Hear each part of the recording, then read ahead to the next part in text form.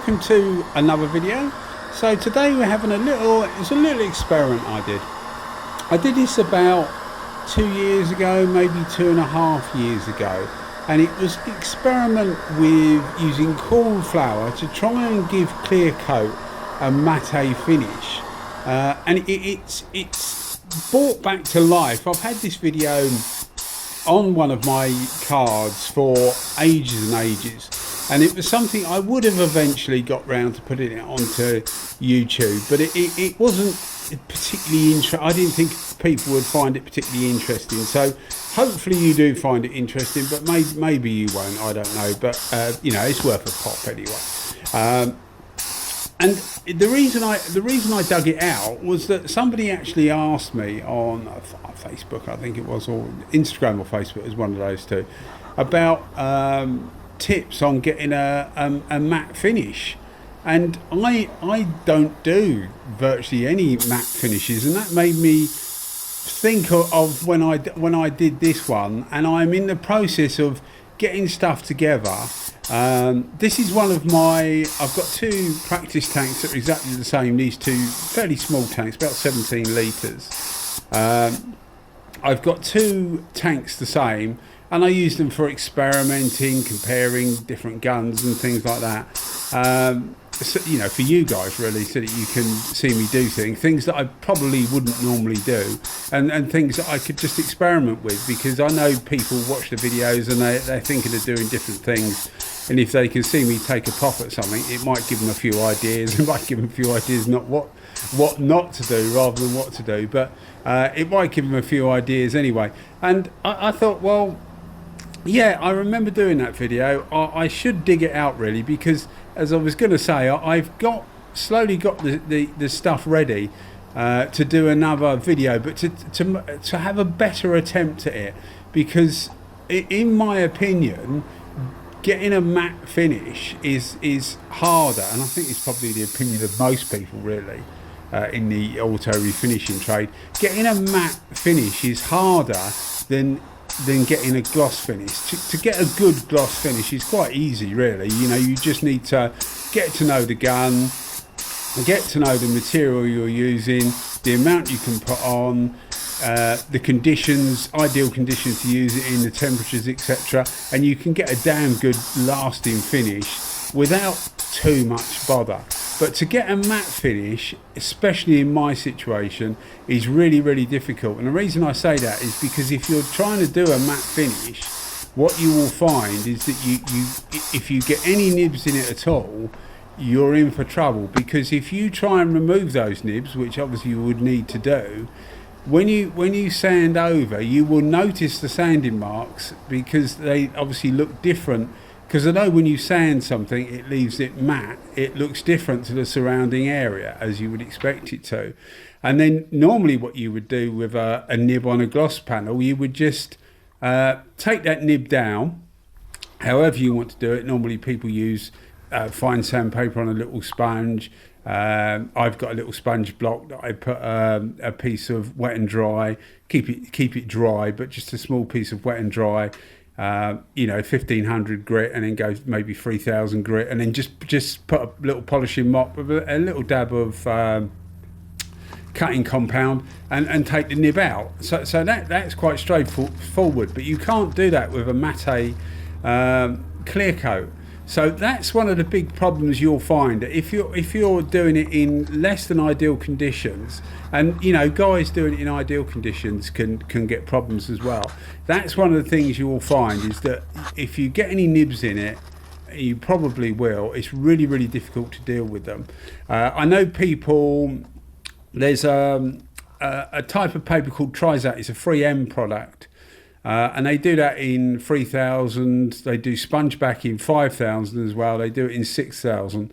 And I've known people to do the whole side of a car in 5000 grit or 3000 grit, whichever the look you're after, to get that matte finish. Because then at least you know you'll have the same finish all the way along the car. But even that's difficult to do, because you can get, and I mean, it's quite a fine grit, so you shouldn't do, but just in case you get any swirl marks or anything like that. But you know, there's a lot more to it than there is to getting a gloss finish.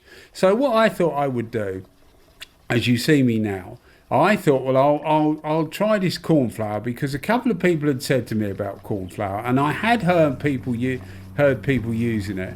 So I thought, well, I'd give this a go to try, and then I would set about getting all the proper stuff to have another go. And as I say, it's been on the back burner because I've had lots of things to do, and different projects, guns coming along and things like that to get on with, and I've just never done it. So I thought, well, I'll get this video out, and then over this winter I will have a proper go at doing a matte finish with the proper stuff. So a matte base coat, a matte clear coat, and some matting agent, because even if you use a matte clear coat, it still got quite a shine on it, well, a sheen rather than a shine. You know, it looks sort of like what do they call it, satin, like a sort of a satin finish. So I will have a go at doing it properly. What I didn't realise when I did this video, as I say, it's about 2.5 years ago, and I hadn't looked into it at all because I hadn't needed to do a matte finish. Was that to get a true matte finish, you need a matte base coat, and I used a standard base coat, and apparently that's no good because it still has a bit of a sheen on it that the as far as I know, I could be wrong, and if somebody knows more than this, please tell me, but it still has a bit of a sheen on it which still comes through the base through the clear coat you put on. So I've got myself some matte base coat, I've got myself some matte clear coat, which is what I used here anyway, but I used the cornflower in it as well, just to give it more of a matting effect, because whenever I've used this on its own, and it could be down to the base coat, it's always seemed like more of a satin finish, and I wanted it just duller than a satin finish.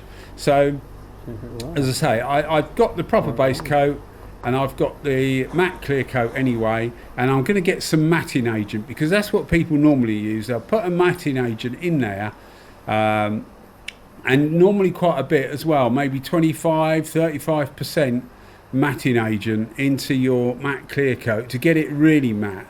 And then you've obviously got to try and keep the paintwork really clean, because as I say, if you've got to remove nibs, you're in for you know, a bit of hardship really to try and get rid of them. But I'll have a go and see what comes out. But what I did with this, as I say, I used a standard base coat, and then I put cornflower into the matte clear coat. I heated the clear coat up, yes, in a microwave. No, you shouldn't do it in a microwave, but yes, I do it in a microwave. So I'm not saying for 1 minute that you should do that. I'm saying that you shouldn't do that, but it's actually what I do, and it works fine.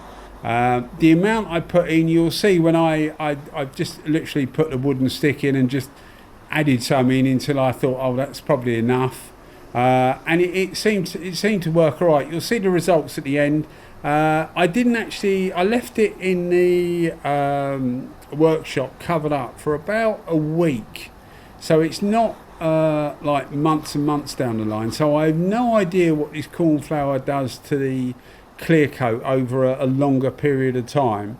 But what it does do in the short term is it especially the more you add, I guess, but it seems to inhibit the way the clear coat runs out, which you would expect it to do, really. I mean, it's used in cooking for thickening gravy and things like that, so it is a thickener, so you would expect that. I didn't put any thinners with the clear coat, and thinking about it now, I think I should have put probably about 10% thinners with the clear coat, and it would have probably run out a little bit more.